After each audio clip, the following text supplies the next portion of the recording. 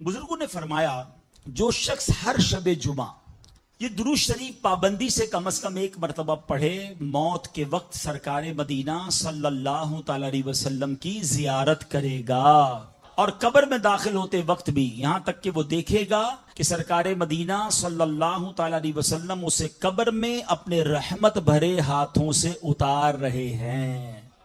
आइए मिलकर पढ़ लें, अल्लाहुम्मा सल्ले व सल्लिम व बारिक अला सय्यिदिना मुहम्मद अन्नबी अल उम्मी अल हबीबी अल आली अल क़द्री अल अज़ीमी अल जाह व अला आलिही व सहबिही वसल्लम। बाज़ औक़ात दुरूद पाक को कुछ लोग ग्रांटेड ले लेते हैं कि पढ़ लिया तो ठीक है, नहीं पढ़ा तो कोई प्रॉब्लम नहीं। ऐसा नहीं। दुरूद पाक बाज़ मौक़े पर न पढ़ना ये बड़ी महरूमी का बाइस भी हो जाता है। एक हदीस पाक का मज़मून है, जो मुझ पर दुरूद पाक पढ़ना भूल गया वो जन्नत का रास्ता भूल गया। तो ऐसा नहीं है कि दुरूद पाक के बगैर हम लाइफ गुजारते रहें। ये तो मोमिन के लिए बहुत बड़ा इनाम है, ये हमारे वज़ाइफ में शामिल होना चाहिए। और आज जो मैं हदीस सुनाने जा रहा हूँ वो एक्चुअली हमें दुरूद पाक की फजीलत भी बताएगी और साथ साथ मजीद दो अहम काम जो हमने करने उसकी इंपॉर्टेंस का पता चलेगा। सरकार दो आलम अलैहिस्सलाम का फरमान है कि क़यामत के दिन तीन तरह के लोग मेरा चेहरा ना देख सकेंगे। अब गौर करें कि अगर कोई शख्स क़यामत के दिन दीदारे मुस्तफ़ा सल्लल्लाहु अलैहि वसल्लम न कर सकेगा तो फिर शफाअत किससे लेगा? फिर किसके दामन में जाकर छुपेगा? इट्स नॉट बिग पनिशमेंट, बहुत बड़ी पनिशमेंट है। ये बहुत बड़ा मामला है कि अगर नबी पाक का ही दीदार नहीं होगा तो वो तीन किस्म के लोग कौन होंगे? अब जरा गौर कर लें कि अल्लाह ना करे उनमें से हमें तो कोई नहीं। नंबर वन, मेरे आका फरमाते मेरी सुन्नतों को छोड़ने वाला। आजकल लोगों ने सुन्नतों को इतना इजी लिया हुआ है और बदकिस्मती से सोशल मीडिया पे कुछ लोग आकर ये समझा रहे होते हैं कि यार सुन्नत ही तो है, क्या जरूरत है, सुन्नत पर अमल करना कोई लाजमी नहीं। अल्लाह अकबर, एक आशिक रसूल के लिए इससे बड़ी क्या बात है कि ये मेरे आका का तरीका है। उनकी मोहब्बत ही मुझे उस पर अमल करने पर मजबूर करती है। बल्कि नबी पाक ने खुद फरमाया, मन अहब्ब सुन्नती फक़द अहब्बनी, जिसने मेरी सुन्नत से मोहब्बत की उसने मुझसे मोहब्बत की।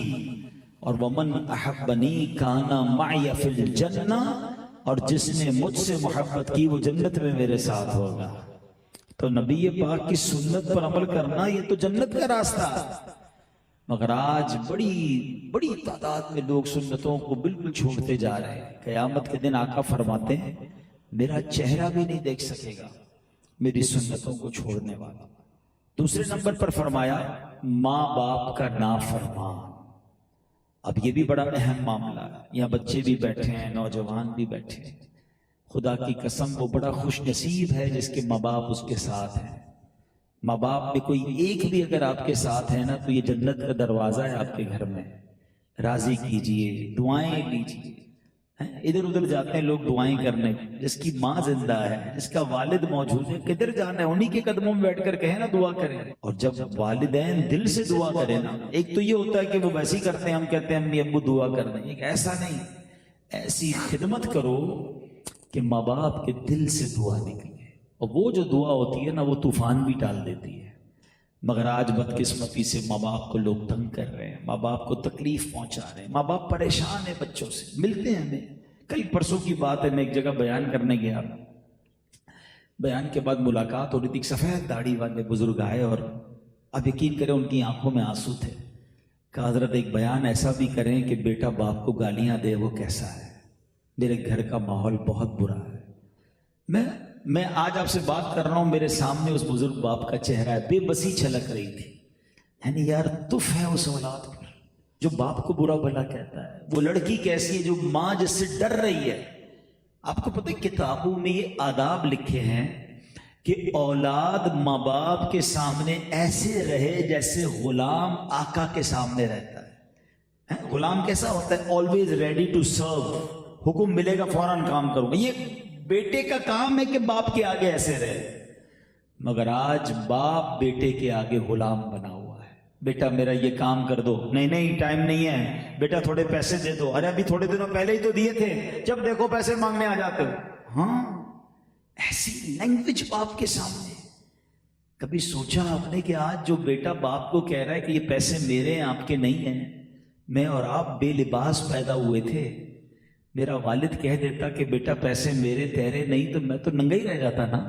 کبھی ان کو یہ مت کہنا کہ یہ میرا ہے. ان کو خوش رکھیں, ان کو راضی رکھیں, ان کو پراؤڈ فیل کرائیں. وہ بڑا پیارا ایک جملہ میں نے پڑھا تھا کہ جن ماں باپ نے تمہیں شہزادوں کی طرح رکھا ہے ان کو بادشاہوں کا درجہ تو دے دو نا. انہوں نے پیار سے شہزادہ بنا کے رکھا. ہم کبھی ان کو وہ بادشاہ والا درجہ نہیں دیتے کہ you are king of over house. آپ ہی بڑے ہیں. نہیں یہاں بیٹھ جائیں, آپ کو نہیں آتا. You old man you don't know. اب دنیا بہت آگے بڑھ گئی ہے. کیا زبان ہو گئی ہے یہ انداز. اور ایسے واقعات پڑھنے کو ہمارے پاس تو لوگ میسج کرتے ہیں, ای میلز کرتے ہیں کہ آپ بتائیں ہماری اولاد ہمارے ساتھ یہ کر رہی ہے. خدا رہا اے میرے نوجوانوں, اے میرے وہ بھائیوں, you are so lucky of your parents with you. پوچھو ان سے جن کی ماں چلی گئی ہے, پوچھو ان سے جن کے والد چلے گئے. اب یقین کریں کہ دو موقع پر تو ماں باپ اتنے یاد آتے ہیں نا کہ جب کوئی بڑی خوشی مل جائے نا تب بھی یاد آتا ہے کہ ماں ہوتی تو دیکھتی کتنا خوش ہوتی کہ تیرے بیٹے کو اللہ نے کیا دیا ہے. والد ہوتا تو کتنا خوش ہوتا. خوشی کے وقت بھی ماں باپ یاد آتے ہیں, اور کبھی کوئی بڑی مصیبت آ جائے نا تب بھی بڑے یاد آتے ہیں کہ کاش ماں ہوتی نا. میں ماں کے پاس جا کر کہتا ماں پھنس گیا ہوں دعا کر دے. والد کے پاس جاتا تھا ڈیفیکلٹی میں, ابو خالی یہ کہہ دیتے تھے نا بیٹا گھبرا نہیں میں ہوں, تو وہی کافی تھا. اب نہ ماں ہے نہ والد ہے, کس سے جا کر اپنا غم شیئر کریں, کس سے جا کے دعا کروائیں. اور جن کے پاس ہیں انہیں قدر ہی نہیں ہے. قدر کیجئے ورنہ ایک وقت آئے گا کہ ان سے بات کرنے کے لیے قبرستان جانا پڑے گا, پھر یاد آئیں گے. تو حدیث یاد رکھیے کہ ماں باپ کا نافرمان نبی پاک فرماتے میرا چہرہ بھی نہیں دیکھ سکے گا. اور تیسرے نمبر پر میرے آقا علیہ الصلوۃ والسلام فرماتے ہیں کہ جس کے سامنے میرا ذکر ہو اور مجھ پر درود پاک نہ پڑے وہ بھی میرا چہرہ نہیں دیکھ سکے گا. اب درود پاک میں بھی بڑی کنجوسی ہو گئی ہے. آپ پورے دن میں اپنا ایک پرٹیکولر ٹائم رکھیں, ایک پرٹیکولر کاؤنٹ رکھیں کہ پورے دن میں نے اتنی بار درود پڑھنا. 100 بار پڑھ لیں, 200 بار پڑھ لیں, لیکن لازمی پڑھیں تاکہ ہم درود پاک کثرت سے پڑھنے والوں میں شامل ہو جائیں. آئیے مل کر محبت کے ساتھ درود پاک پڑھ لیں. صلو علی الحبیب صلی اللہ تعالی علی محمد صلی اللہ علیہ وسلم. میں سوچ رہا تھا کہ نبی پاک کی شان بیان کرنی ہے تو کس موضوع کو لیا جائے, کس طرف بات کی جائے. اللہ نے اپنے حبیب کو ایسا باکمال بنایا ہے کہ بعض اوقات بندہ پزلڈ ہو جاتا ہے کہ کہاں سے بات شروع کروں, کہاں بات لے کر جاؤں. اس قدر باکمال ہستی ہیں. سیدی اعلیٰ حضرت نے بھی ایک بار شاید اسی کیفیت میں قلم اٹھایا کہ آؤ نبی پاک کی شان بیان کرتے ہیں, مگر اس پورے کلام میں اعلیٰ حضرت سرچنگ موڈ میں رہے, سوچتے ہی رہے کہ نبی پاک کو کہنا کیا ہے. لفظ ہی نہیں مل رہا. سرور کہوں کہ مالک و مولا کہوں تجھے, تلاش ہو رہی ہے نا کون سا لفظ استعمال کروں. سرور کہوں کہ مالک و مولا کہوں تجھے, باغ خلیل کا گل زیبا کہوں تجھے. اللہ رے تیرے جسم منور کی تابشیں, اے جانے جان میں جانے تجلا کہوں تجھے. تیرے تو وصف عیب تناہی سے ہیں بری, حیران ہوں میرے شاہ میں کیا کیا کہوں تجھے. لیکن رضا نے ختم سخن اس پہ کر دیا. یعنی لکھتے لکھتے جب تھک گئے نا کہ مل ہی نہیں رہا وہ ورڈ کیا کہنا ہے, کہتے اب اینڈ یہ کرتا ہوں, اب اس بات کو کنکلوڈ یوں کرتا ہوں کہ لیکن رضا نے ختم سخن اس پہ کر دیا. خالق کا بندہ خلق کا آقا کہوں تجھے. تو یہ شان میرے آقا علیہ السلام کی ہے. تو آج میں نبی پاک کے اس وصف پر بات کرنا چاہتا ہوں جس پر کم بات ہوتی ہے. اللہ کریم نے نبی پاک کو بے شمار کمالات سے نوازا جس کا احاطہ نہیں ہو سکتا. اسپرچویلٹی کا عالم، روحانی طاقتیں کتنی تھی. آپ معجزات پڑھیں تو عقل حیران ہو جاتی ہے کہ زمین پر کھڑے ہو کر اشارہ کر کے چاند کو 2 ٹکڑے فرمائیں، دعا کریں تو سورج واپس پلٹ آئے. صحابہ کرام جو مانگے میرے آقا عطا فرمائیں. کسی کی ٹوٹی ٹانگ، کسی کی نکلی آنکھ، کسی کا ٹوٹا بازو لعاب دہن لگا کر میرے آقا جوڑ دیں. یہ اسپرچویلٹی تو کمال کی تھی. مگر آج میں فزیکل پاور پر کچھ بات کرنا چاہتا ہوں کہ میرے آقا کو رب نے جسمانی طاقت کیسی عطا فرمائی تھی. اللہ اکبر. یہ بڑا یونیک ٹاپک ہے. نارملی ہمارے آقا علیہ السلام کے بارے میں آپ کے کمالات، آپ کی خوبصورتی اور آپ کے معجزات پر بات ہوتی ہے، مگر پیارے آقا کو فزیکل کیسی پاور حاصل تھی. ایک بار نبی پاک اسلام کی دعوت دینے تشریف لے گئے. آپ قبائل میں بھی جاتے تھے، لوگوں کے پاس جاتے تھے. تو ایک بار کیا ہوا کہ پیارے آقا علیہ السلام کے سامنے ایک پہلوان آیا اور اس پہلوان کا نام تھا رکانہ. آج کی لینگویج میں بات کروں تو ہی واز دیٹ ٹائم، اس وقت کا ہیوی ویٹ چیمپئن تھا. پورے عرب میں کوئی اسے گرا نہیں سکتا تھا، اس سے کشتی نہیں لڑ سکتا تھا. اس کا دعویٰ تھا میری پیٹھ کوئی زمین سے نہیں لگا سکتا. اب نبی پاک علیہ السلام اس کے پاس تشریف لے گئے کہ اسلام قبول کر لو. اب پہلوان تھا، اس کا دماغ بھی پہلوانوں والا تھا. کہتا ہے اسلام تو جب قبول کروں گا اب مجھ سے کشتی لڑے. اب نبی پاک داعی ہیں، مبلغ ہیں، اسلام کی دعوت دینے گئے ہیں. پہلوان کہتا ہے کشتی لڑو، مجھے گرا دو تو میں مان لوں گا اب اللہ کے نبی ہیں. پہلے تو پیارے آقا علیہ السلام نے اسلام کی دعوت، جب اس کی ایک ہی ڈیمانڈ تھی تو نبی پاک نے فرمایا چلو ٹھیک ہے آ جاؤ. اب جب وہ آ گیا تو کافی لوگ جمع ہو گئے کہ رکانہ سے کشتی، اس سے تو کوئی جیت ہی نہیں سکتا. اللہ اکبر. نبی پاک علیہ السلام اس کے سامنے آئے، رکانہ کا ہاتھ پکڑا. جیسے ہی ہاتھ پکڑا نبی پاک نے اٹھایا اور اسے پٹک دیا. وہ شاکڈ ہو گیا کہ مجھے کون پٹک سکتا ہے. کہتے نہیں I was not prepared, let's do again. دوبارہ ہوگی. آقا نے فرمایا پھر آ جاؤ. وہ دوبارہ سامنے آیا، نبی پاک نے اٹھایا پھر اسے پٹک دیا. اس کو کسی داؤ پیچ کا موقع ہی نہیں مل رہا. تیسری بار ایسا ہوا. اب رکانہ کہتا ہے یہ طاقت کسی نارمل انسان میں نہیں ہو سکتی. یہ ایسی طاقت ہے جو خدائی عطا ہے. اللہ اکبر. اور رکانہ جو ہے کلمہ پڑھ کر مسلمان ہو گیا. اچھا کہتے نا پہلوانوں کی فیملی بھی پہلوانوں والی ہوتی ہے. رکانہ کا بیٹا یزید بن رکانہ، ایک دن وہ خود نبی پاک علیہ السلام کی بارگاہ میں آیا 300 بکریاں لے کر. اس نے سنا تو تھا کہ یہ اتنے کمال کے ہیں کہ میرے والد صاحب کو پچھاڑ دیا. اب وہ بھی بڑا اس زمانے کا ہیوی ویٹ بن گیا تھا. ہو سکتا ہے ابو سے کوئی مسٹیک ہو گئی، میں بھی تو چیک کروں. 300 بکریاں لے کر نبی پاک کے پاس آیا. کہتا حضور میں نے آپ سے کشتی لڑنی ہے. اب پیارے آقا اس وقت کسی اور کیفیت میں تھے. فرماتے اچھا اگر میں جیت گیا تو کیا دو گے؟ تو کہتے 300 بکریاں نا 100 آپ کو دے دوں گا. ٹھیک ہے آ جاؤ. وہ سامنے آیا، ہاتھ بلاتے نا پیارے آقا نے ہاتھ بلاتے اس کو اٹھایا اور اٹھا کے پٹک دیا. شاکڈ. کہتے نہیں یہ مجھے سمجھ نہیں ہے میرا کیا ہوا، ایک اور مقابلہ ہوگا. فرمایا اب کیا دو گے؟ کہ دوسری 100 دوں گا. ٹھیک ہے آ جاؤ. دوسری بار پٹک دیا. لاسٹ والی بھی 100 دوں گا، ایک اور مقابلہ کریں. ایک اور کیا. جب 3 بار نبی پاک نے پٹکا یزید بن رکانہ کو، وہ بھی کلمہ پڑھ کر مسلمان ہو گیا. آقا نے 300 بکریاں واپس تحفے میں بھی عطا فرما دی. آتا ہے فقیروں پہ انہیں پیار کچھ ایسا، خود بھیک دیں اور خود کہیں منگتا کا بھلا ہو. ایک اور پہلوان، عرب میں اس زمانے میں بڑے پہلوان ہوتے تھے. ایک پہلوان کا کارنامہ یہ تھا، وہ لوگوں کو کہتا میں ایک چمڑے پہ بیٹھتا ہوں، اس چمڑے کو میرے نیچے سے نکال کے بتاؤ. سارے لوگ لگ جاتے، کھینچتے، چمڑا چیتھڑے اڑ جاتے، نیچے سے نکال نہیں پاتے تھے، ویری ہیوی. وہ بھی آ گیا ایک بار نبی پاک علیہ السلام کی بارگاہ میں. پیارے ابو الاسود اس کا نام تھا. نبی پاک علیہ السلام نے اس کا بھی ہاتھ پکڑا، اٹھا کر زمین پر پٹکا اور ادھر ہی وہ جناب ڈھیر ہو گیا، کلمہ پڑھ کر مسلمان ہو گیا. یعنی اللہ نے ہر وصف میں باکمال بنایا تھا. ہر شے میں نبی پاک عرفہ و اعلیٰ ہیں. ہم ایسے نہیں کہتے سب سے اولا و اعلیٰ ہمارا نبی، سب سے بالا و اعلیٰ ہمارا نبی. سارے اونچوں سے اونچا سمجھیے جسے ہے اس اونچے سے اونچا ہمارا نبی. فزیکل طاقت کا عالم یہ ہے، بہادری کا عالم یہ ہے. ایک دن مدینہ منورہ میں رات بڑے دھماکے کی آواز آئی، صحابہ گھبرا کر باہر آئے تو تھوڑی دیر بعد دیکھا کہ نبی پاک اس دھماکے کے مقام سے خود واپس آ رہے ہیں اور فرمایا میں نے دیکھ لیا ہے، کوئی گھبراہٹ کی بات نہیں ہے. یعنی جہاں بلاسٹ ہوا ہے، جہاں کوئی معاملہ ہوا ہے، سب سے پہلے نبی پاک خود جا رہے ہیں. جنگ کے اندر صحابہ کہا کرتے کہ ہم میں سے سب سے بہادر وہ مانا جاتا تھا جو نبی پاک کے قریب ہو کر لڑتا، کیونکہ پیارے آقا ہمیشہ آگے جا کر دشمنوں کو فیس کر کے لیڈ فرام دا فرنٹ پر جا کر لڑا کرتے تھے.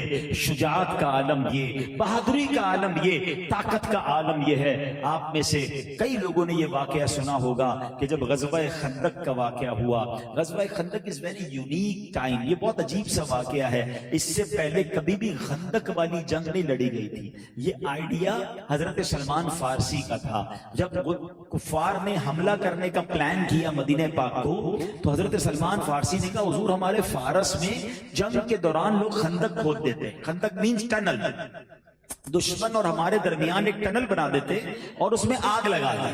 دشمن آ ہی نہیں سکے گا، کتنے دن کھڑا رہے گا. اب اس زمانے میں تو وہ ایئر کرافٹ تو تھے نہیں، ہیلی کاپٹر تو تھے نہیں، وہ کھڑا رہے گا، تیر چلاتا رہے گا، تھک کے چلا جائے گا.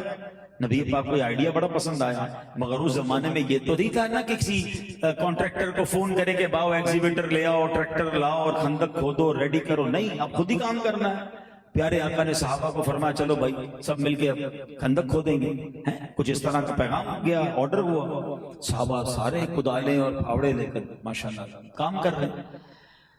اب نبی پاک کے پاس ایک صحابی آتے کہتے حضور خندق تو کھود رہے ہیں لیکن ایک جگہ ایسی راک، ایسا کنکریٹ کا پتھر آ گیا، چٹان آ گئی، نہیں ٹوٹ رہی. اب ظاہر ہے کہ مشینری تو تھی نہیں نا، ہاتھ سے ہی کھودنا تھا. تو اب خود ہی جا رہے ہیں، وہ جگہ ٹوٹ ہی نہیں رہی. یہاں بھی کمال ہے کہ صحابہ سے چٹان نہیں ٹوٹ رہی، پھر بھی نبی پاک کے پاس سے آ رہا ہے. اور آقا کی بارگاہ میں ایک صحابی کہتے ہیں حضور بھوک بہت لگ رہی ہے.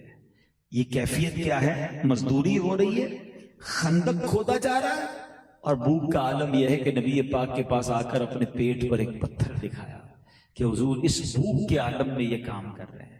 اللہ اکبر. دیکھیں کونین کے والی کا کیا حال ہے.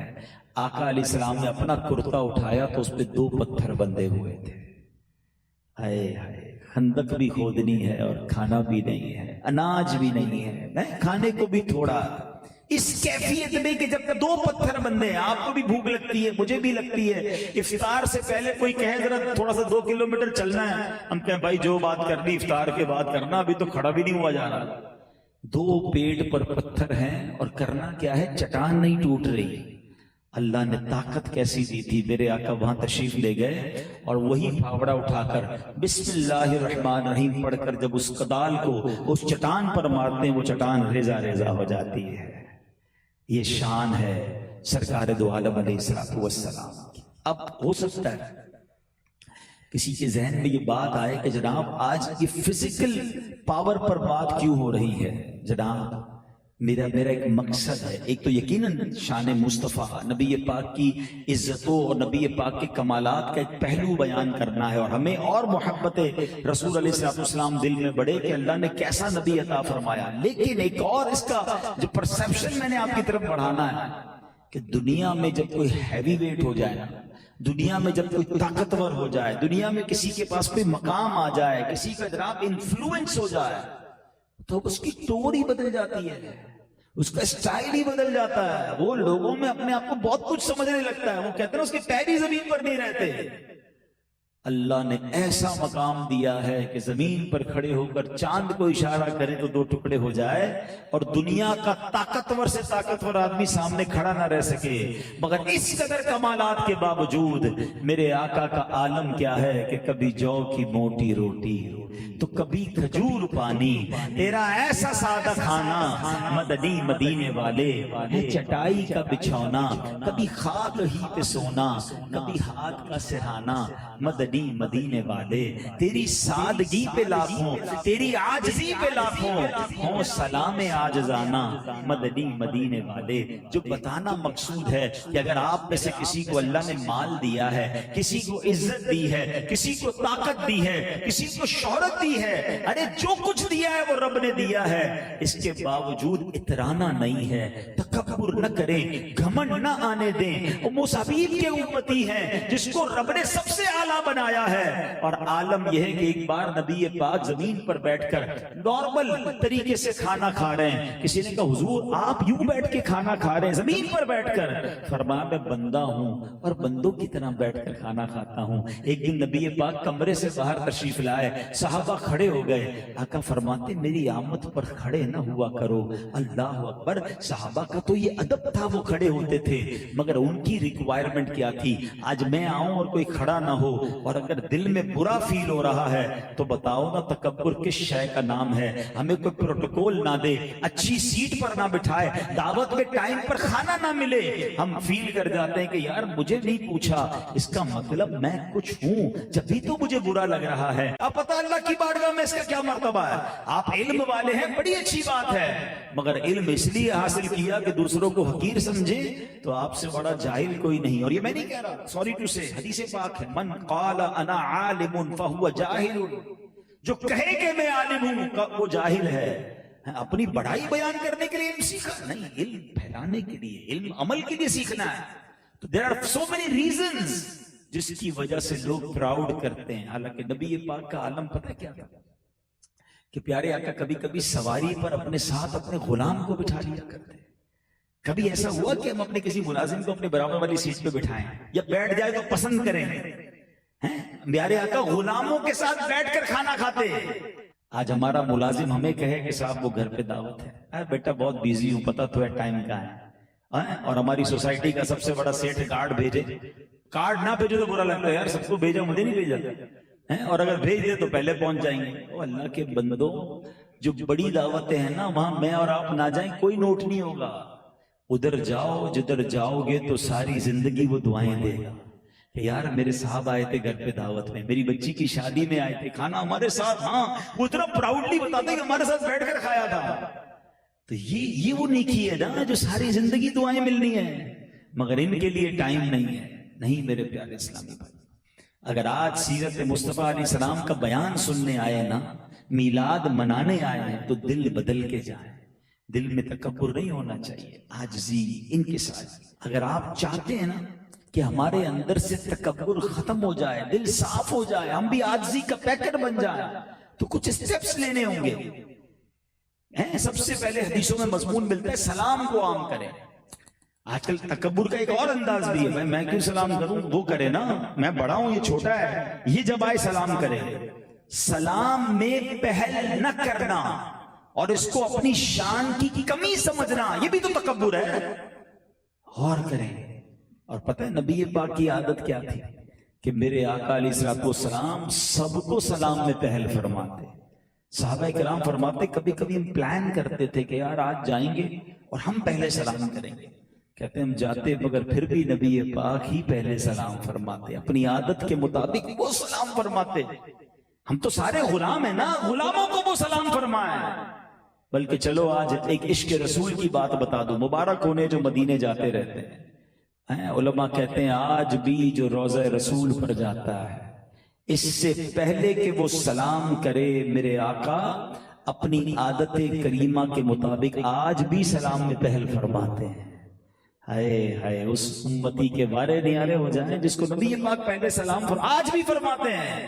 میں کیوں کروں, یہ تو میرا ملازم ہے, یہ آ کے سلام کرے نا, یہ تو چھوٹی عمر کا ہے, یہ سلام کرے. نہیں, بچہ ہو یا بڑا, میرے آقا سب کو سلام میں پہل. اور یہ سلام کو عام کرنا یہ تکبر صاف کرنے کا طریقہ بھی ہے. جب آپ سب کو سلام کر رہے ہوں گے نا, آپ کا دل صاف ہونے لگ جائے گا. بلکہ اس میں بھی ایک مشورہ دیتا ہوں, کبھی کبھی محفل میں, مسجد میں کچھ لوگ ایسے نظر آتے ہیں جو بیچارے ویل آف نہیں ہوتے ہیں, کپڑے پرانے سے ہوتے ہیں, بعض اوقات میلے بھی ہوتے ہیں, یا کچھ لوگ معذور ہوتے ہیں, آپ نے دیکھا ہوگا چل نہیں پا رہے ہوتے, ہاتھ پاؤں ٹیڑھے ہوتے ہیں, ان سے کوئی نہیں ملتا. آپ آگے بڑھ کر ان سے ملیں, بلکہ پاسبل ہو تو سینے لگا لیں. آپ بلیو کریں وہ رو پڑے گا, اس کی آنکھوں میں آنسو آ جائیں گے. اس کو کتنے سال ہو گئے کسی نے سینے نہیں لگایا ہو. یار یہ کام کرو نا, کیا معلوم ہے ایک معذور کی, اس غریب کی, اس مسجد کے خادم کی, اس جھاڑو لگانے والے کی دعا لگ گئی, اپنا بیڑا پار ہو جائے گا. ہم تو نماز کے بعد بھی اس سے ملتے ہیں جو میرے کیلیبر کا ہو. کمال دیکھیں, مسجد میں بھی ہم نے, حالانکہ صفوں میں ہم کیا کہتے ہیں؟ اسلام وہ مذہب ہے جس نے مساوات کا درس دیا ہے. ایک ہی صف میں کھڑے ہو گئے محمود و ایاز. محمود و ایاز کھڑے ہو گئے ہیں, نماز کے بعد ملنے کے لیے تیار نہیں ہے, ہاتھ نہیں ملاتے محمود و ایاز. محمود کو ہی ڈھونڈتا ہے. کیڈیا والا کون ہے, بنگلے والا کون ہے, ادھر ڈرائیور بھی پڑھ رہا ہے نماز, اس سے کیوں نہیں ملا رہے ہاتھ؟ پوچھیے اپنے دل سے. یہ خاموشی سے تکبر کی طرف شیطان لے جا رہا ہے. میں مشورہ دیتا ہوں آپ کو, اگر آپ چاہتے ہیں کہ یہ بلا میرے دل سے نکلے, and how severe it is, آپ کو پتا ہے کتنا بڑا جرم ہے یہ. آقا فرماتے ہیں, حدیث آپ سب کو یاد ہوگی, میجورٹی کو یاد ہوگی. حدیث کا مضمون ہے, جس کے دل میں رائی کے دانے کے برابر تکبر ہوگا وہ جنت میں نہیں جائے گا. سنیے نا حدیث, واٹ از رائی کا دانا؟ اتنا ڈاٹ, اتنا تکبر ہوگا نہیں جائے گا. جس کا پورا دل ہی تکبر سے بھرا ہے, روز کہتا ہے بھائی میرے ملازم, تم میرے سامنے کیا بات کر رہے ہو, کھڑے ہو. یعنی میں دیکھتا ہوں کئی آفیسز میں ملازم کو بیٹھنے کی اجازت نہیں ہے صاحب کے سامنے. وہ بیٹھیں گے, باقی کھڑے رہیں گے. کھڑے ہو کے بات کرو, نگاہیں نیچی کر کے بات کرو, آواز کم کرو, مسل کے رکھ دوں گا, جانتے نہیں ہو کون ہوں. اللہ اکبر, یہ ایک انسان کیسے گفتگو کر سکتا ہے؟ ایک مسلمان. میرے آقا علیہ الصلوۃ والسلام, اللہ اکبر, آپ کو پتہ ہے صحابہ سے کیا ایٹیٹیوڈ تھا؟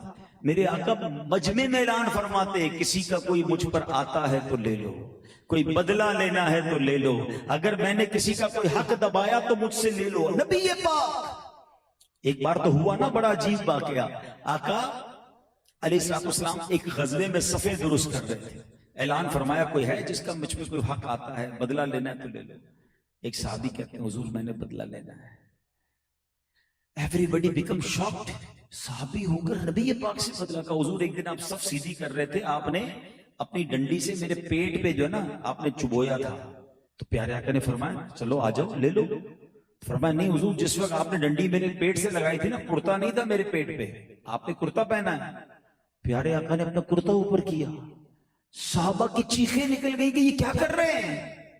اور ہوا کیا, جب نبی پاک نے اپنا کرتا مبارک اوپر کیا نا, وہ صحابی دوڑتے ہوئے آئے اور چمٹ گئے پیارے آقا سے, چومنے لگے. کہتے حضور بدلہ نہیں لینا تھا, ابھی غزوہ ہونے والا ہے, ہو سکتا ہے آخری لمحات ہوں, میں چاہتا ہوں مرنے سے پہلے میری باڈی آپ کی باڈی سے ٹچ ہو جائے. مگر what we learned from that announcement کیا تھا, if you have anything on me, میرے اوپر کوئی قرضہ, کوئی بدلہ ہے تو لے لو. یہ نبی پاک. کبھی میں نے سوچا کہ میں نے کتنوں کے حق دینے, میں نے کتنوں کے دل توڑے, میں نے کتنوں کا جناب عزت کو پامال کیا. سوچتے بھی نہیں. آج کل لوگ سوچتے بھی نہیں, غریب آدمی سے بات کرتے ہوئے, اپنی بیوی سے بات کرتے ہوئے, اپنی فیملی سے بات کرتے ہوئے, جو منہ میں آیا اس کو کہہ دیا. معاف کرنے کے لیے کوئی تیار نہیں ہے. نہ کریں ایسا. ایک حدیث پاک خدا را یاد کر لیں, میلاد کے اجتماع میں آئے نا, کچھ میسج لے کر جائیں. ویری شارٹ حدیث, یہ 2 لفظوں کی حدیث ساری زندگی کام آئے گی آپ کو. آقا فرماتے ہیں, حدیث کا مضمون ہے, جو رحم نہیں کرتا اس پر رحم نہیں کیا جائے گا, جو معاف نہیں کرتا اسے معاف نہیں کیا جائے گا. آج نہیں کرتے لوگ معاف. میں سینٹرل جیل میں بیان کرنے گیا تھا, قیدیوں میں بیان ہوا, میں نے ان کو یہی سمجھایا. میں نے کہا آپ کیوں آئے ہو یہاں پر, آپ کو پتا ہے آپ نے معاف نہیں کیا تھا, آپ نے غصے پر قابو نہیں کیا تھا, آپ نے درگزر نہیں کیا, چھوٹے معاملے کو یہاں تک پہنچا دیا. کوئی قتل کر کے آیا, کوئی سر پھاڑ کے آیا, کوئی کیا کر کے آیا. اچھا کئی تو وہ ہیں جو قید کے اندر بھی تیاری میں بیٹھے کہ باہر نکل کے پھر نہیں چھوڑوں گا, بدلہ لینا ہے. نسلوں میں دشمنی چل رہی ہے. ہمارے اپنے خاندان میں یہ بیٹھے نا, ہماری فیملیز میں لوگ ماں باپ کہہ کے جاتے ہیں ہمارے مرنے کے بعد بھی چاچا کے گھر نہیں جانا, خبردار میرے مرنے کے بعد بھی فلاں پھوپھی کا چہرہ دیکھا ہے. تو یار کیا ہو گیا ہمیں. میرے آقا جانی دشمن کو معاف کر دیں. اچھا نعت سب کو یاد ہے, میلاد میں پڑھتے بھی سارے ہیں کہ سلام اس پر کہ جس نے گالیاں سن کر دعائیں دی, سلام اس پر کہ جس نے خون کے پیاسوں کو کوائیں دی. کبھی گالی سن کے دعا دی ہم نے؟ ارے میں تو اب بتاتا ہوں مجھے کتنی گالیاں یاد ہیں. پھر کیسے امتی ہو یار. ایک طرف تو کہتے پیارے آقا کا غلام, لیکن ذرا مزاج کے خلاف بات ہو جائے, ذرا کسی سے غلطی ہوئی ہے یار, انسان ہے, ہو گئی غلطی, ملازم ہے, بیٹا ہے, بیوی ہے, پڑوسی ہے, روڈ پہ جانے والا مسافر ہے, بیچارے سے ہو گئی مسٹیک. نہیں چھوڑوں گا. اندھا ہے, کیسے گاڑی لگی, کیسے میرے آگے سے نکلا. پر اللہ اکبر, اتنا ریونج, اتنی فرسٹریشن, اتنا ریڈی ٹو فائٹ. کیا کیا جواب دیں گے اللہ کو؟ حدیث پوری نہیں سنائی ابھی میں نے. جو رحم نہیں کرتا اس پر رحم نہیں کیا جائے گا، جو معاف نہیں کرتا اس کو معاف نہیں کیا جائے گا. پلیز اپنی عادتوں کو بدلیے. یہ ہر بات پر ٹٹ فور ٹیٹ، جیسے کو تیسا، اینٹ کا جواب پتھر سے. بتاؤں گا میں کون ہوں، اور واقعی بندہ بتا دیتا ہے آپ کون ہے. آپ کے اندر جو ہے نا خود ہی نکل رہا ہے. یہ ایک نیا جملہ مشہور ہے نا، ہم شریف کے ساتھ شریف ہیں، بدماش کے ساتھ بدماش ہیں. مجھے آج تک سمجھ نہیں آیا کون سا بٹن لگا ہوا ہے آپ کے اندر کہ جب بدماش سامنے آتا ہے تو آپ بھی بدماش بن جاتے ہیں. او بھائی، شریف آدمی شریف کے ساتھ بھی شریف ہوتا ہے، بدماش کے ساتھ بھی شریف ہوتا ہے. جب بھی تو بدماش سدھرے گا نا. سلام اس پر کہ جس نے گالیاں سن کر دعائیں دی، سلام اس پر کہ جس نے خون کے پیاسوں کو کوائیں دی. سوسائیڈ اٹیک کرنے آئے تھے لوگ نبی پاک پر، اور میرے آقا نے معاف کر دیا. کتنا مشہور واقعہ ہے. ایک بار نبی پاک علیہ السلام کہیں آرام کر رہے ہیں، کوئی بھی نہیں تھا، صحابی بھی نہیں، کوئی گارڈ بھی نہیں، اکیلے آرام فرما رہے. غورس غیر مسلم تھا، آیا تلوار لے کر نبی پاک کو ماد اللہ شہید کر دیا. جب تلوار لے کر آیا نا، تو بالکل جب نبی پاک کے قریب پہنچ گیا تو پیارے آقا کی آنکھ مبارک کھلتی ہے. دیکھا غورس کھڑا ہے تلوار ہاتھ میں. nobody there to defend. بڑے تکبر سے کہتا ہے اے محمد صلی اللہ علیہ وسلم، آج تمہیں کون بچائے گا مجھ سے؟ جواب پتہ ہے کیا دیا نبی پاک نے؟ ون ورڈ، صرف ایک لفظ فرمایا اللہ. حبیب پاک کی زبان سے جب لفظ اللہ ادا ہوا ہوگا منظر کیسا ہوگا؟ غورس کانپنے لگا، ہاتھ سے تلوار گر گئی. پیارے آقا نے وہ تلوار اٹھائی اور فرمایا غورس اب تمہیں کون بچائے گا؟ اب تو وہ ایک تو اٹیک کرنے آیا تھا، مجرم تھا. کہتا حضور آپ تو معاف کرنے والے ہیں، آپ تو بڑے کریم ہیں. پیارے آقا نے فرمایا جا تجھے معاف کیا. ہم تو چھوٹی چھوٹی باتوں کو یاد کر کے بیٹھے ہیں یار، دل میں بدلے پال کر بیٹھے ہیں. بس یار موقع ملے، ابھی اس کے بچے کی شادی ہونی ہے نا، پھر ذلیل کروں گا اس کو. آئے گا نا دعوت دینے، ہمارے رشتہ داروں میں یہ کچھ لوگ بیٹھے ہوتے ہیں. ابھی کچھ نہیں کہوں گا، جب اس کی بیٹی کی شادی ہوگی، جب بلانے آئے گا میں نہیں جاؤں گا اس کی دعوت میں، اس کی دعوت خراب کرنی ہے. توبہ توبہ یار، کسی بس ہاتھ میں آ جائے، میرے کاروبار میں کوئی ڈیل آ جائے اس کی، پھر خراب کروں گا. ابھی اس کا نیا پروجیکٹ شروع ہونے والا ہے نا، اس دن اس کے لیے خلاف سوشل میڈیا پہ پوسٹ لگاؤں گا. اتنا بدلا، اتنا ریونج. اچھا اس ریونج کی آگ میں آپ خود بھی تو جل رہے ہیں، آپ کو بھی سکون نہیں آ رہا. معاف کر دو تو خود بھی پرسکون ہو جاؤ گے، اور اللہ معاف کرنے والوں کو پسند کرتا ہے.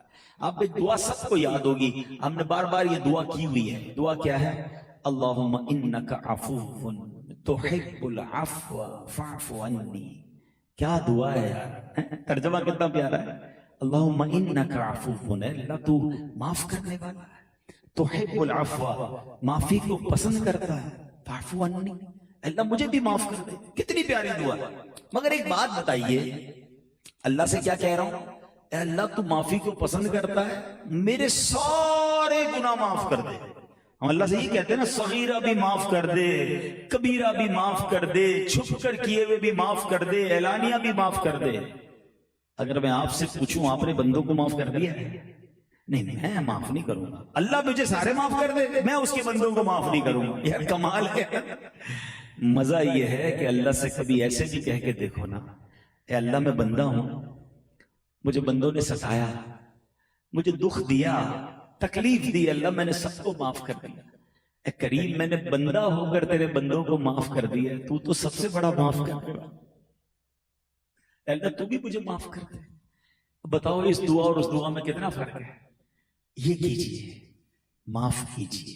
اور ہاں آخری بات، اگر آپ کو اس بیان سے یہ یاد آ رہا ہے نا کہ ہاں یار فلاں بندے کا دل تو دکھا دیا تھا، فلاں کے ساتھ زیادتی تو کر دی تھی، ملازم کو کہہ تو دیا تھا، بیوی کو ڈانٹ تو دیا تھا، قصور بیچاری کا تھا نہیں، تو معافی مانگ لیجیے، آج سلو کر لیجیے. کیوں؟ قیامت کے دن مشکل ہو جائے گی. اب بات شیطان پتہ ہے دماغ میں کیا ڈال رہا ہوں کہ یار سیٹ ہو کے ملازم سے معافی مانگوں گا، شوہر ہو کے بیوی سے معافی مانگوں گا. میں نے تھوڑی دیر پہلے تو واقعہ سنا ہے کہ نبی پاک تو صحابہ سے کہہ رہے تھے بدلہ ہے تو لے لو. کون؟ سب کے آقا ہیں، سب کی جانیں قربان ہیں نبی پاک پر. ہمارے امیر علیہ سنت مولانا الیاس قادری صاحب ایک بدری مذاکرے میں کمال کی باتیں کہتے ہیں، رونگٹے کھڑے ہو جاتے ہیں ان باتوں سے. پتہ کیا فرماتے ہیں؟ اس کا خلاصہ یہ ہے کہ اگر باپ نے بیٹے کے ساتھ زیادتی کی ہے نا تو باپ کو بیٹے سے معافی مانگنی پڑے گی. شوہر نے بیوی کے ساتھ اگر زیادتی کی ہے، ناحق ستایا ہے، شوہر کو بیوی سے معافی مانگنی پڑے گی. استاد نے شاگرد کے ساتھ اگر زیادتی کی ہے، ہم شاگرد کو تو کہتے ہیں استاد کا ادب کرو، بیٹے کو تو کہتے ہیں ماں باپ، لیکن شریعت کتنی بڑی ہے. سنیے گا، استاد نے شاگرد کے ساتھ اگر زیادتی کی ہے، استاد کو شاگرد سے معافی مانگنی ہوگی. آگے ایک سٹیپ بڑھ کے کہتے ہیں اگر پیر نے مرید کے ساتھ زیادتی کی ہے تو پیر کو مرید سے بھی معافی مانگنی ہوگی. اور پھر فرمایا کیوں؟ کہ جب نبی پاک علیہ الصلوۃ والسلام صحابہ سے کہہ رہے ہیں کوئی بدلہ ہے تو لے لو، تو اس کا مطلب کیا ہے؟ اتنا سینسٹیو معاملہ ہے. یقیناً نماز بڑا اہم فرض ہے، روزہ، حج، زکوٰۃ. مجھے بہت سارے یہاں نمازی نظر آ رہے ہیں، بہت سارے حاجی صاحب بیٹھے ہیں، بہت سارے سخی بھائی بیٹھے ہوں گے. بیوٹیفل، بہت اچھی بات ہے، لیکن یہ سارے عمل آپ کے اور اللہ کے درمیان ہیں. یہ حقوق اللہ ہیں، اللہ کی مرضی. کوئی ساری زندگی نماز نہ پڑھے اللہ اسے معاف کر دے، وہ رب کا اور اس کا معاملہ ہے نا. مگر حقوق العباد میں اس کی مشیت یہ ہے کہ جب تک بندہ معاف نہیں کرے گا رب بھی معاف نہیں کرے گا. سینسٹیو کیا ہوا؟